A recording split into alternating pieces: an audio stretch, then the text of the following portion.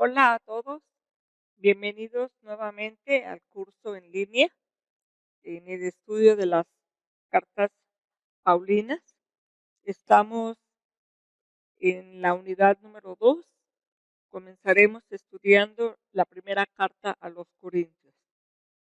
Antes que nada, como una introducción, hagamos un vistazo para conocer la ciudad de Corinto, que tenemos aquí en este mapa.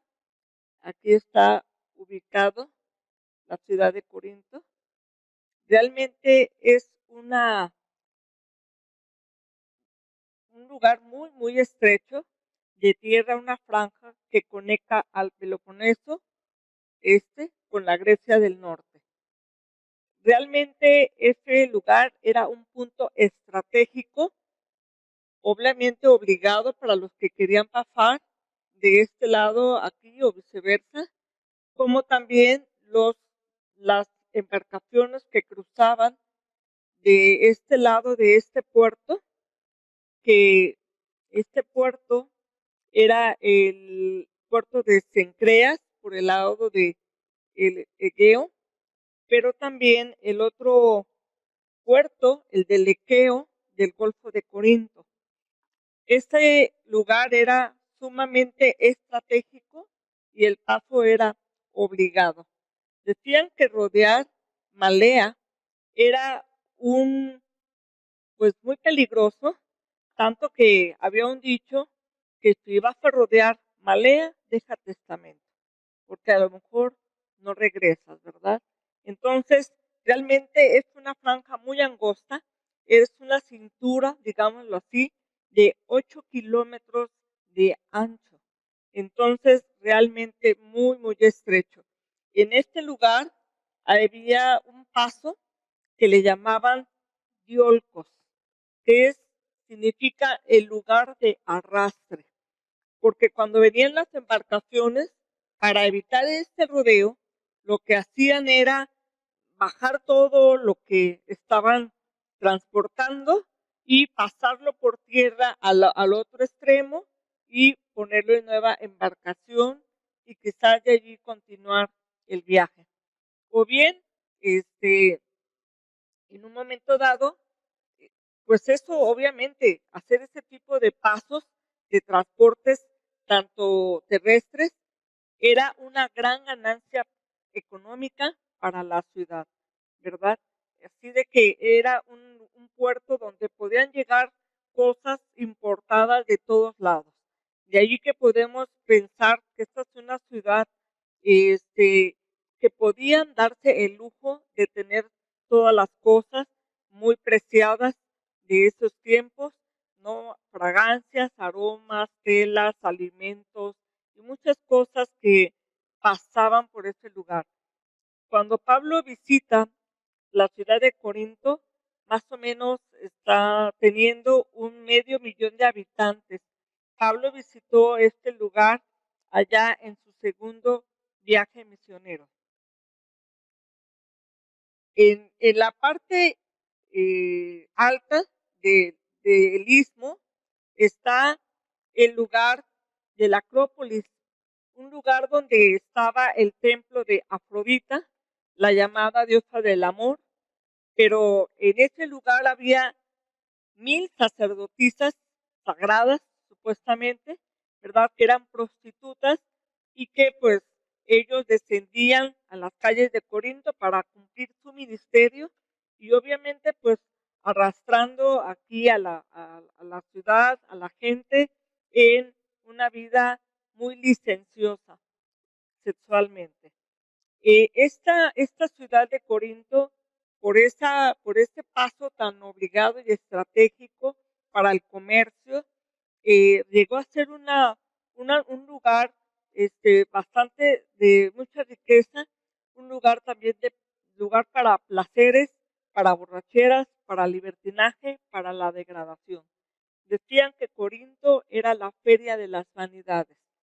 Llegó también un término a ser popular que en Corinto pues significa corrupción y decían a las personas que estaban allí o que adoptaban un estilo de vida así que se estaban, que era corintizar era asumir ese estilo de vida muy disoluto que caracterizaba mucho a la ciudad. Sobre este lugar, sobre el istmo, se encontraba también un estadio donde se celebraban torneos atléticos, muy importantes, claro, no tan importantes como los Juegos Olímpicos, pero en este lugar se hacían también juegos.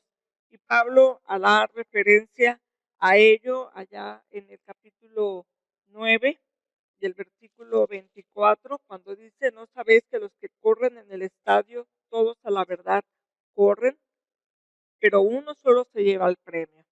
Pablo está haciendo alusión efectivamente a el estadio que tiene la ciudad de Corinto. También en la ciudad de Corinto pues hay escuelas de retórica, de filosofía.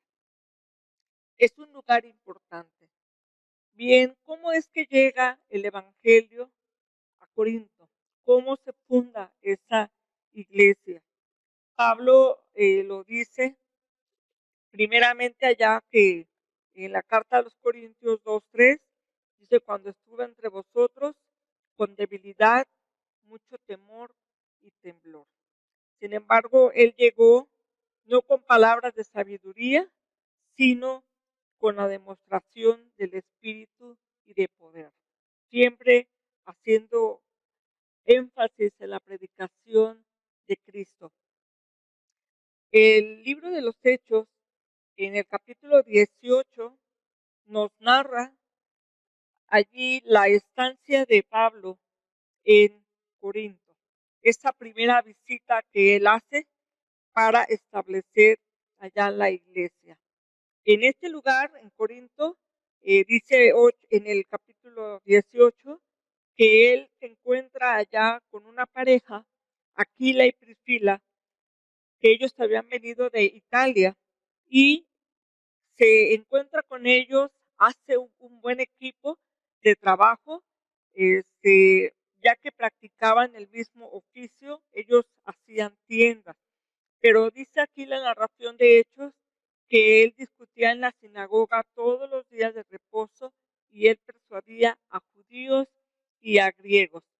También en este lugar de Corinto hace referencia a la conversión de personas muy especiales. Bueno, uno de ellos dice: justo, temeroso de Dios, y Crispo, principal de la sinagoga. Después también hará mención más adelante en el versículo 17 de Sóstenes, principal de la sinagoga, que también ellos se habían convertido al Señor. En este trabajo que Pablo hace en esta ciudad de Corinto, dura pues un tiempo considerable. Dice allá el versículo 11 que estuvo allí 1 año y 6 meses. Él estuvo 1 año y 6 meses trabajando allí en Corinto. Después él va a partir a Éfeso, luego a Cesarea y a Jerusalén para concluir así el segundo viaje misionero. Después Pablo, al poco tiempo, pues inicia un tercer viaje misionero que se narra en los Hechos, allá en el capítulo 18, del 23 hasta el 21:17. En esa sección habla de que Pablo va a Éfeso y allí encuentra a Apolos. Apolos es un hombre poderoso en las escrituras, pero parece que pues no tiene toda la información, ¿verdad? Él solamente conocía el bautismo de Juan, pero tanto Priscila como Aquila lo llaman y le comparten, de modo que él recibe, ¿no?, la palabra. Y ahora Apolos, él tiene el deseo de pasar a Acaya y mandan una carta para pedir que los hermanos lo reciban. De modo que en el versículo capítulo 19 de Hechos, vemos a Apolos que él está en Corinto. Entonces, Apolos está en Corinto, él es el que continúa la obra de trabajo en esta iglesia de Corinto, quizás también juntamente con Sóstenes, que es allí el que está trabajando en la iglesia.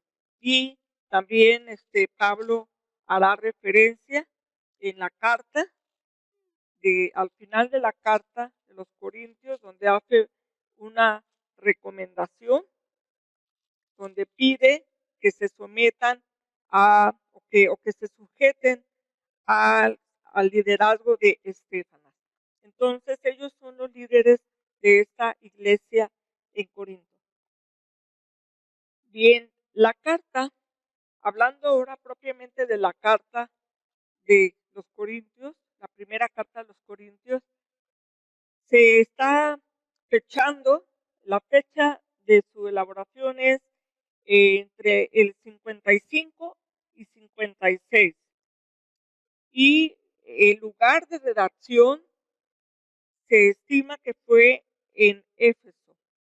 Allí en Éfeso, donde estuvo Pablo en ese tercer viaje misionero, ya que estuvo allí por un espacio de 2 años y haciendo una labor fabulosa allí entre los Éfesos. Ahora, esta carta a los Corintios, llamada así, la primera carta, al parecer no es la primera carta, ya que en el capítulo 5, versículo 9 de esta primera carta, escribe lo siguiente, dice, os he escrito por carta que no os juntéis con los fornicarios. Dice, no absolutamente con los fornicarios de este mundo, o con los avaros, o con los ladrones, o con los idólatras, pues en tal caso os sería necesario salir del mundo. Más bien os escribí que no juntéis con ninguno que llamándose hermano fuera fornicario o avaro. Y sigue. Entonces quiere decir que hubo una carta anterior a esta primera a los Corintios. Entonces la carta de los primeros a los Corintios en realidad es la segunda carta, pero se le conoce como la primera, ya que esta de la que hace referencia en el 5:9 es una carta anterior, se cree que es una carta perdida, y así se llama, ¿no? Una carta perdida allí, que es la primera carta. Ahora, esta carta a los Corintios, Pablo está corrigiendo o ampliando información de aquella carta que había escrito primero. ¿Qué es lo que motiva a Pablo a escribir esta primera carta a los Corintios? Primeramente, Pablo pues recibe información muy preocupante acerca de la iglesia de Corinto, que están evidenciando que pues están en divisiones, en problemas, y obviamente, como vemos, la influencia de la ciudad, el cómo vivía la ciudad, los vicios, las problemáticas propias de una ciudad como Corinto estaban influyendo en la vida de los hermanos. Entonces, Pablo, esto le preocupa.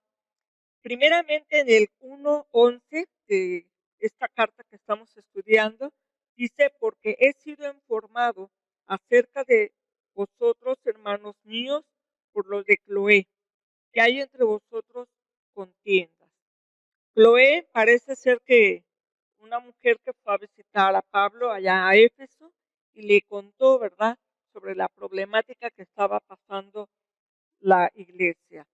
Otra fuente de información que le llegó a Pablo de esta situación, lo vemos en el capítulo 16, versículo 17. En el 16:17 dice, me regocijo con la venida de Estéfanas, de Fortunato y de Acaico, pues ellos han suplido vuestra ausencia. Pues Pablo es también visitado por estos 3 hermanos, Estéfanas, Fortunato y Acaico. Y posiblemente estos hermanos pues también le dieron información de la situación que estaba pasando en la iglesia.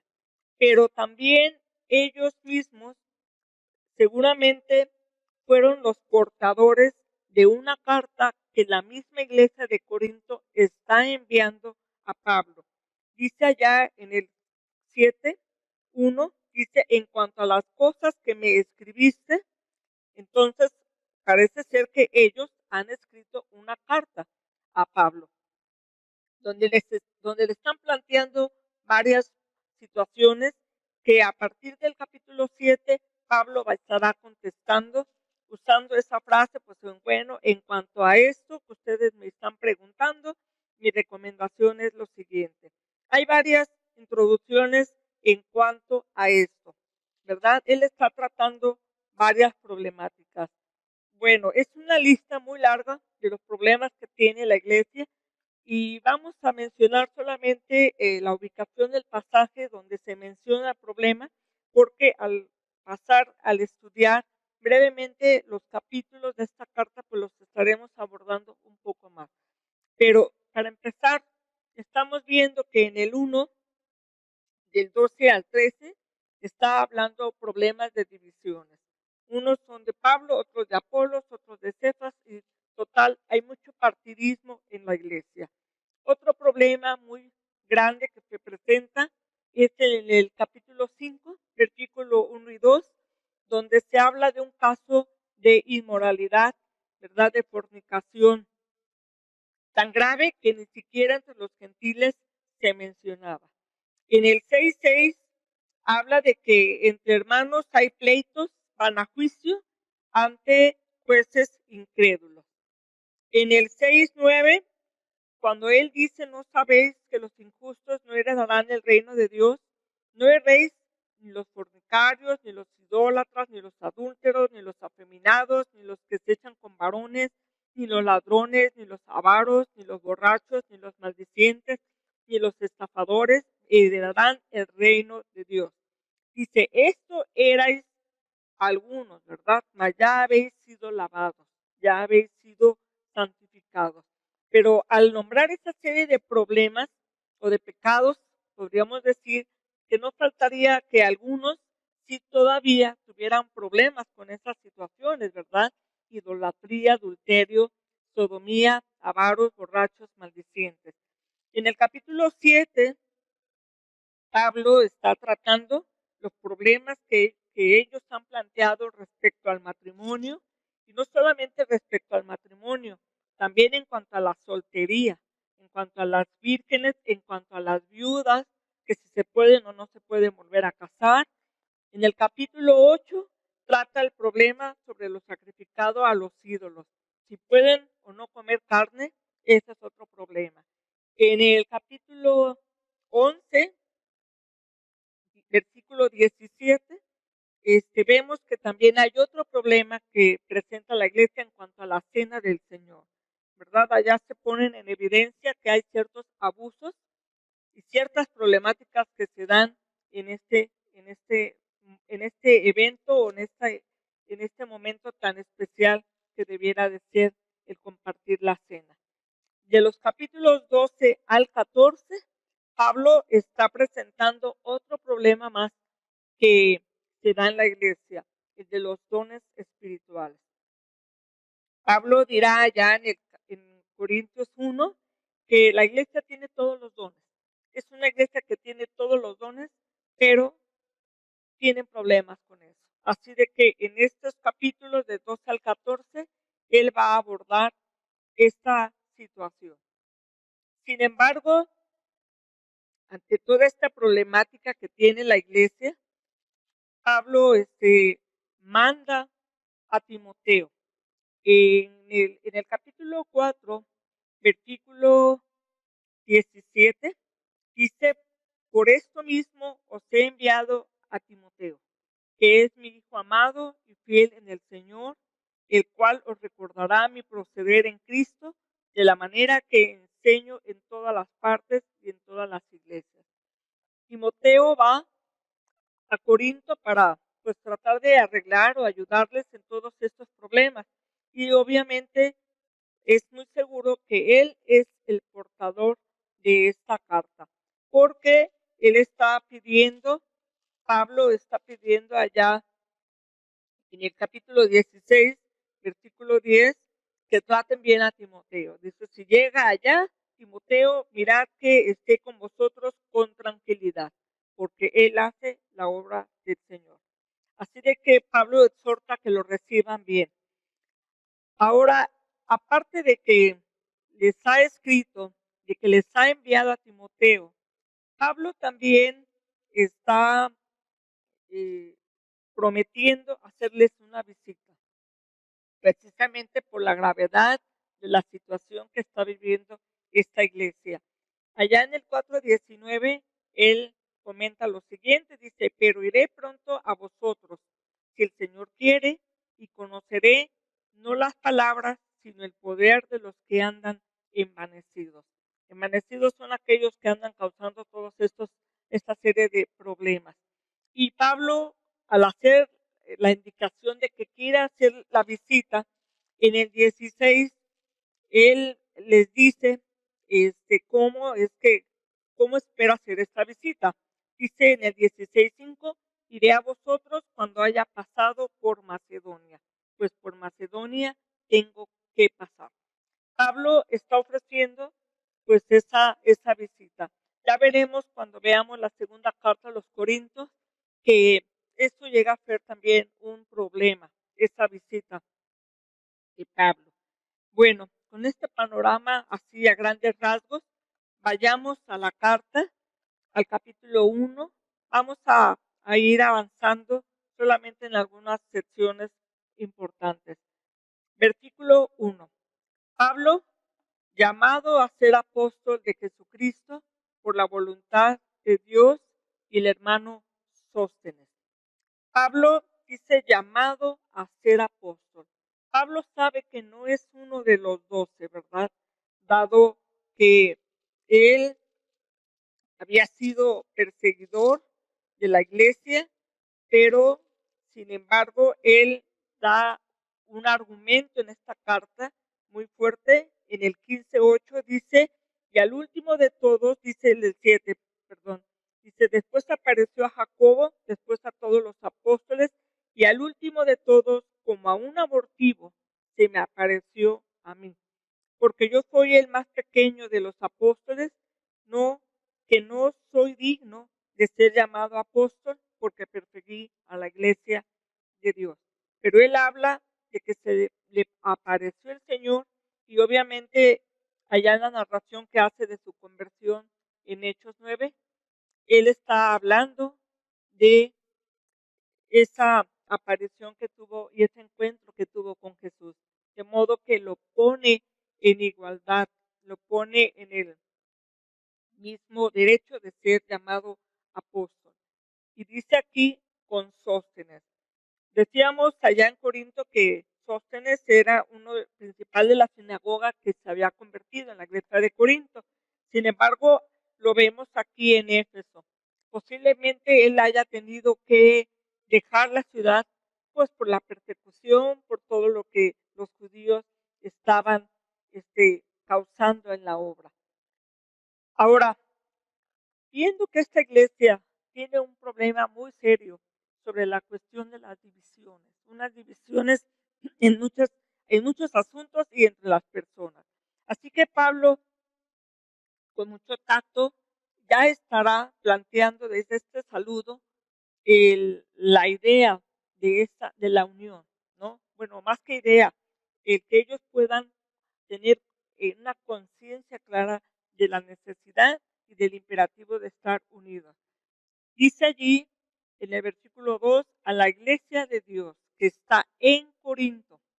Ahora, fíjense, en medio de una iglesia, en medio de una ciudad caracterizada por la corrupción, dice de la iglesia de Corinto, dice a los santificados en Cristo Jesús, llamados a ser santos con todos los que en cualquier lugar invocan el nombre de nuestro Señor Jesucristo, Señor de ellos y nuestro. Así de que cuando hace hincapié con todos, él está hablando, ¿verdad?, de una unidad estrecha con toda la hermandad de los creyentes que están en todos los lugares, porque tenemos un vínculo en común que nos une, que es la fe. Pablo saluda también con el saludo muy característico que ha usado en sus cartas: gracia y paz a vosotros de Dios nuestro Padre y del Señor Jesucristo. Él habla aquí en la siguiente sección, del 4 al 9, Pablo está dando gracias a Dios por los corintios. Y fíjense, habla de que ellos son una iglesia que ha sido enriquecida. Y vaya que estamos hablando de una ciudad, Corinto, que es una ciudad rica, pero ellos son particularmente ricos, pero por varias cosas. Su verdadera riqueza no es el comercio, no es lo que esta ciudad ofrece, sino aquí dice en el versículo 5, su verdadera riqueza es que ellos fueron enriquecidos en Él. En Cristo está su verdadera riqueza. ¿En qué otra cosa ellos son ricos? Dice el versículo 7, nada os falta ningún don, nada os falta en ningún don. La iglesia de Corinto tiene todos los dones espirituales, pero claro, también sabemos que tiene todos los problemas, tiene muchos problemas. Sin embargo, dice, ustedes son ricos. Ahora, esta iglesia también dice, espera la manifestación de nuestro Señor Jesucristo. Ellos están esperando anhelantes la venida de Cristo. Y en ese sentido también son ricos por eso. Versículo 8 dice, el cual también os confirmará hasta el fin, para que seáis irreprensibles en el día de nuestro Señor Jesucristo. Fiel es Dios, por el cual fuiste llamados a la comunión con su Hijo Jesucristo, nuestro Señor. Es una iglesia maravillosamente dotada, a pesar de sus problemas. Pero dice, Dios les afianzará. Nadie tendrá de qué acusarles nada. Y Él confía no en los méritos de los corintios, sino en la confianza y en la fidelidad de Dios. Ahora, en el versículo 10, comienza Pablo propiamente ya a tratar los problemas. Dice allí que no haya entre vosotros divisiones. La palabra divisiones viene de la palabra griega que significa que es esquizo. Esquizo es partir, rasgar. Imagínense que la unidad de la iglesia como debiera de estar, Pablo la está imaginando que está rasgada, se ha partido. Y hay varias, en muchos asuntos la iglesia está dividida. Obviamente está hablando aquí, cuando él dice en esta primera sección en cuanto a los predicadores, dice, algunos dicen, ¿verdad? Cada uno de vosotros dice, yo soy de Pablo, yo de Apolos, yo de Cefas. Y había un grupo muy especial que quizás por encima de todos decía, pues nosotros somos de Cristo. Entonces, la iglesia está dividida. Está dividida en asuntos en relación a las predicaciones, está dividida en relación a todos los problemas que hemos mencionado ya respecto a la inmoralidad. Algunos les parecía que estaba bien, otros obviamente opinaban que estaba mal. En cuanto al pleito entre los jueces, pues también había allí división. En cuanto al matrimonio, había división. En cuanto a la carne ofrecida, que si comían, que si no la comían, había división.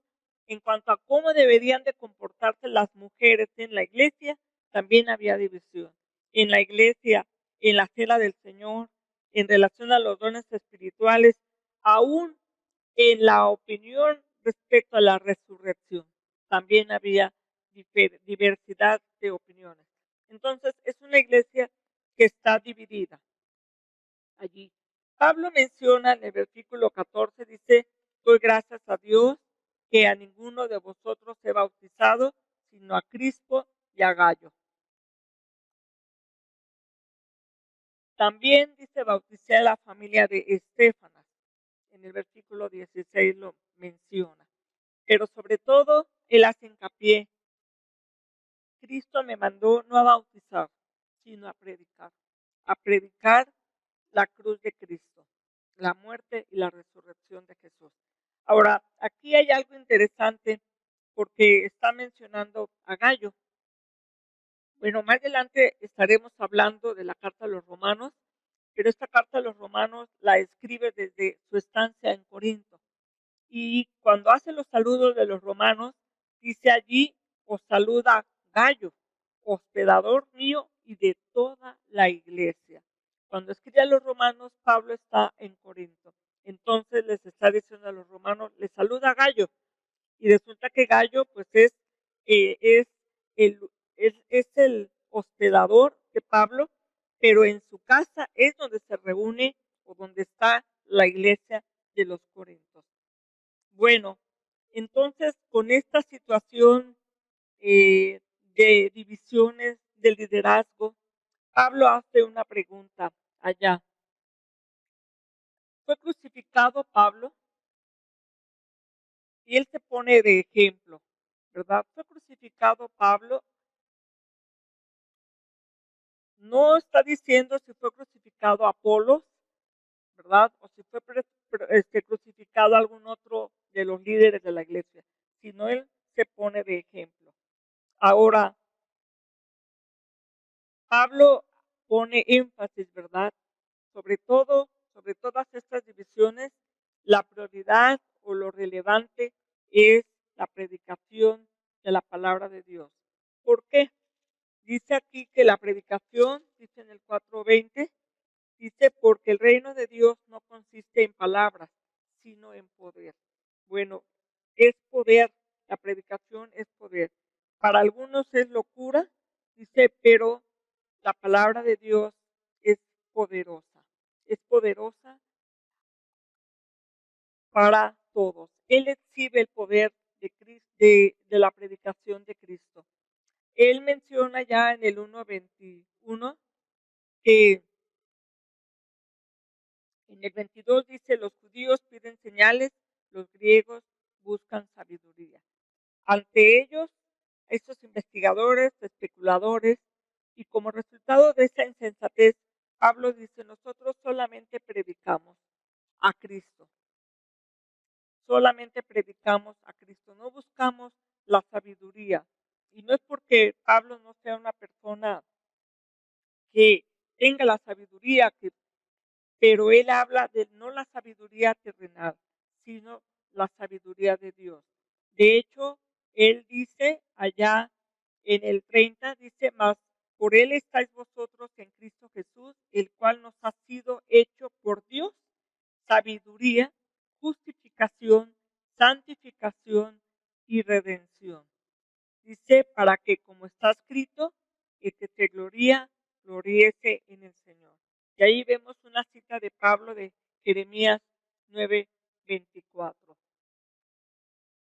La sabiduría es la de Dios, no la humana. Pablo dice que Cristo, ¿verdad?, es la sabiduría de Dios, que había estado oculta, pero ahora ha sido revelada. Eso es lo que está hablando en el capítulo 2. Pero en el 10 dice, pero Dios nos la reveló a nosotros por el Espíritu, porque el Espíritu todo lo escudriña, aún lo profundo de Dios. Porque ¿quién de los hombres sabe las cosas del hombre sino el Espíritu del hombre que está en él? Así tampoco nadie conoció las cosas de Dios sino el Espíritu de Dios. Y estos hombres, los que escuchan las palabras de Pablo, profesando ser sabios, obviamente fueron necios, porque Pablo dice que ninguno de los príncipes de este siglo realmente conoció, porque si ellos hubieran conocido, hubieran tenido verdaderamente la sabiduría, no hubieran crucificado al Señor de gloria. Pablo demuestra que los griegos, los judíos, en realidad, presumiendo ser sabios, en realidad son ignorantes en ese sentido.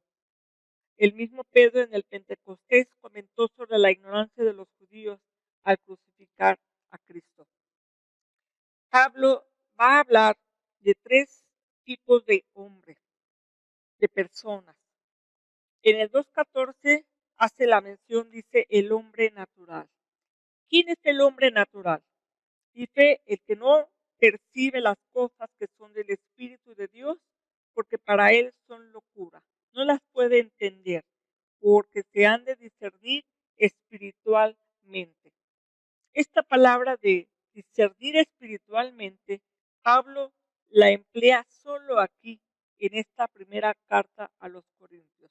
Y la palabra de discernimiento espiritual tiene que ver con un proceso de criba, es decir, esos instrumentos que usan para poner arena o los que construyen y que sacuden y hace que pase todo más fino, ¿verdad? Es decir, como verdaderos investigadores de la palabra, tendrían que hacer esto. Sin embargo, o sea, todas las ideas, todo el conocimiento, llegar a pasarlo en su mente, pero como si fuera una criba, ser investigadores. Por eso Pablo no aboga de que la fe sea una fe ciega, sino es una fe fundamentada en la palabra de Dios, pero en un conocimiento sobre los hechos, ¿verdad? Y una reflexión de los mismos. Pablo dice que este hombre natural no percibe las cosas del Espíritu, es una persona no regenerada. Ahora, él habla de un contraste. En el 15 dice, en cambio el espiritual juzga todas las cosas, pero él no es juzgado por nadie. Este hombre espiritual es el que analiza la palabra, ¿no? Tal es el caso del ejemplo de la iglesia de Berea, ya en Hechos 17:11, que cuando estaban escuchando hablar a Pablo, dice que ellos con las escrituras estaban viendo si las cosas, si decía lo que, si estaba concordando con lo que decía en las escrituras Pablo. Es decir, no estaban creyendo a ciegas, sino que estaban haciendo un uso de sus facultades, pero un uso de escudriñar, de entender, de comprender la escritura. El hombre espiritual tiene esa capacidad de percibir las cosas espirituales, de poder discernir las cosas espirituales. Un tercer tipo de hombre que Pablo habla, ya lo menciona en el capítulo 3, versículo 1. Dice, de manera que yo, hermanos, no pude hablaros como a espirituales, sino como a carnales, como a niños en Cristo. El hombre carnal sí es cristiano, ¿verdad? Pero es un niño en Cristo. Pablo dice, no pude tratarlos como a espirituales. Bueno, vive en una ciudad que los seduce con tanta inmoralidad. Y no hay un problema en que sean niños espirituales, es en el sentido porque todos los creyentes, pues pasamos por esta etapa de ser niños, porque cuando nos convertimos estamos recién nacidos, ¿no? Como podríamos decirlo así. Y Pablo dice ya en la carta a los Corintios, en el capítulo 14:20, dice, hermanos, no seáis niños en el modo de pensar, sino sed niños en la malicia, pero maduros en el modo de pensar. Entonces Pablo está diciendo, el deseo de Pablo es que todos los bebés, todos los recién nacidos en Cristo, crezcan, lleguen a ser adultos. ¿Y cómo es que se da ese proceso de crecimiento? Pablo en este capítulo 3, él va a decir, ¿verdad?, que realmente Dios es el que hace el crecimiento. Dios es el principal encargado de que la iglesia crezca, pero también tiene colaboradores que Él invita o que tiene a su lado para edificar la iglesia. Versículo 9 dice, porque nosotros somos colaboradores de Dios y vosotros sois labranza de Dios y edificio de Dios. Y está hablando labranza, está hablando de que es una tierra que se cultiva, que se labra, que se está preparando para que pueda dar fruto. Y es un edificio de Dios. Y dice aquí, dice en el 10, dice, conforme a la gracia de Dios que me ha sido dada, yo como perito arquitecto puse el fundamento y otro edifica encima, pero cada uno mire bien hay colaboradores que colaboran con el Señor para levantar la iglesia, también hay responsabilidad de cada uno de nosotros en seguir creciendo, en seguir preparándonos, en seguir edificándonos como un templo de Dios, un templo que está creciendo, que es dinámico. Y allí, en este pasaje que hemos visto, cuando él dice que él es un perito arquitecto, que él solamente está colaborando, ¿verdad? Él está mencionando, dice que pues unos plantan, otros siembran, pero el crecimiento realmente lo da Dios. La riqueza del cristiano incluye todas las cosas. Dice Pablo en esta sección de el 22, dice, sea Pablo, sea Apolos, sea Cefas, sea el mundo, sea la vida, sea la muerte, sea lo presente, sea lo porvenir, todo es vuestro y vosotros de Dios, de Cristo y Cristo de Dios. Así de que todo les pertenece. No hay lugar para contiendas, no hay lugar para divisiones, puesto que todos están en Cristo, y estar en Cristo es estar en el dominio y en el señorío de Cristo. En el capítulo 4, Pablo va a introducirnos una metáfora interesante respecto a la iglesia. Cuando él habla en el 1, dice en versículo 1, así pues, téngannos los hombres por servidores de Cristo y administradores de los misterios de Dios. Cuando dice allí la palabra servidores, en el griego está usando la palabra uperetas, que significa remeros. Sí, remeros aquellos esclavos que remaban en las grandes navegaciones. Y la imagen de Cristo aquí es como el piloto que está dirigiendo una embarcación. Y Pablo está diciendo, pues yo solamente soy uno de los que están allí remando. Pero también dice administrador de los misterios de Dios. Y un administrador, la palabra aquí es oikónomos, que es quien recibe un depósito, ¿verdad? Un bien para administrarlo.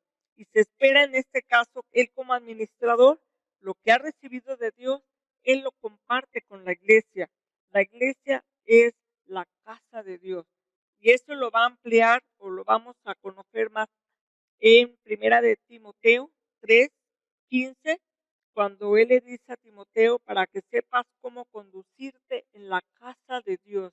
Y la palabra que está usando allá es oikos. Entonces, el oikos es la casa de Dios. Y él dice, yo soy administrador, es decir, administro el oikos, la casa de Dios. Entonces, Pablo está hablando de que el crecimiento y el paso a la madurez tiene que ver pues con el trabajo del Señor en la vida de ellos y con los colaboradores que Dios llama para servirle y edificar la iglesia.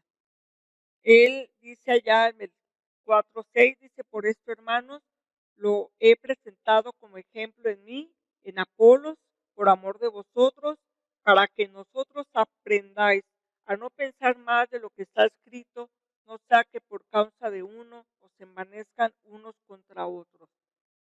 Dice, he puesto como ejemplo Apolos, yo estamos sirviendo a ustedes, y ustedes deben, pues no de envanecerse.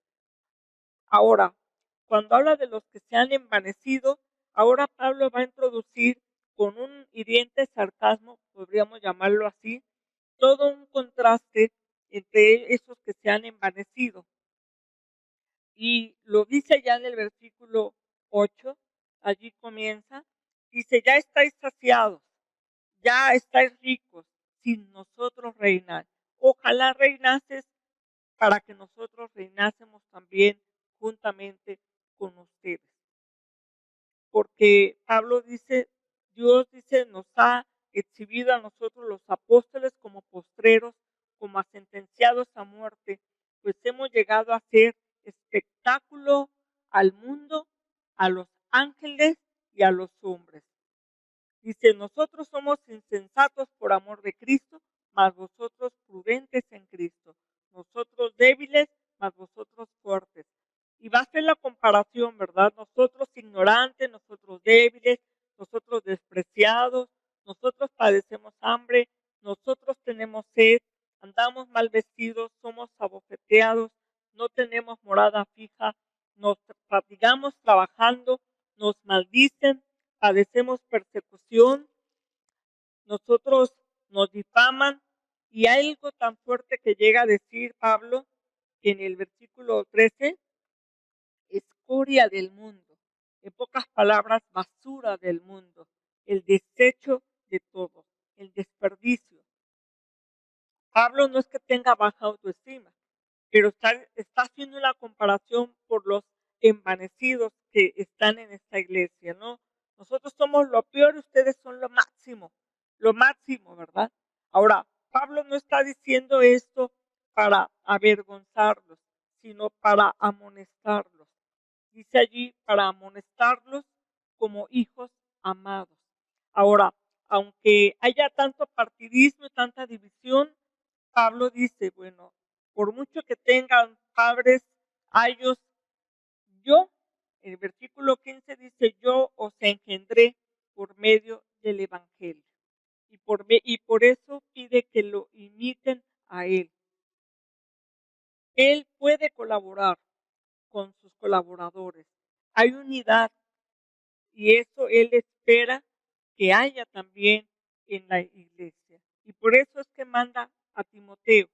Timoteo es un colaborador y él está también unido en el mismo propósito que Pablo, en que esta iglesia crezca, sea edificada, sea conducida, si pudiéramos pensar en la metáfora del capítulo 4, él es otro que va a remar para que la embarcación llegue a donde tiene que llegar, la meta, ¿verdad? El final, que es Cristo.